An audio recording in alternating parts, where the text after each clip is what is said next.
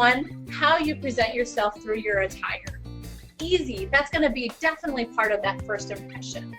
So you certainly don't want your attire to speak more loudly than your words. And that could be either direction, to be honest. Going too casual or going too formal demonstrates you're not really aware of your environment and what the culture is and what's expected. Dressing professionally definitely demonstrates respect. You can probably see this background image on my slide here. It's the same gentleman in every single one of those pictures, but you get a really different picture and impression of what he's like based on the different outfits. Now, some people have told me, hey, the first guy in the tux, he looks too stuffy for me to hang out with. Depending on your environment, that certainly may be the case, that he's overdressing. But it's important to, again, like I said, to make sure you're finding out in advance what the dress code is and to dress according to that. In many ways, we talk about attire in labs and why it's important to, for example, not have bare skin. That could be a cause for a really bad accident in certain situations, depending on what you're working with. But professional attire ultimately is even more than safety.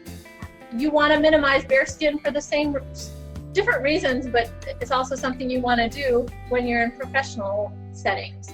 It doesn't create that impression that you would want it to. So in one case, it's about safety, and in other cases, it's just about being professional. In addition, details really matter. So if you're wearing dark trousers and dark shoes, you want to make sure you've got those dark socks as well. Otherwise, it looks like you aren't completely put together. Because we're talking about first impressions, if you're not completely put together, suddenly that person who's making a judgment call about you may also think you're not very intelligent or you're not very organized. Could be completely inaccurate and unfair first impressions. Just a point that your professional attire and details really can influence that.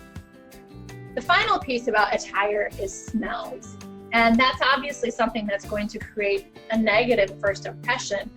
Smells aren't always bad though. I mean, we think of the automatic bad smells, cigarette smoke or perhaps body odor, but there are also bad, good smells as well. So if you wear too much perfume or cologne, or you've used a really scenty lotion, that could actually aggravate someone's allergies. And now all they're thinking about is not sneezing. They're not thinking about making a good connection with you. So it's really important that the way you present yourself through your attire is professional as well.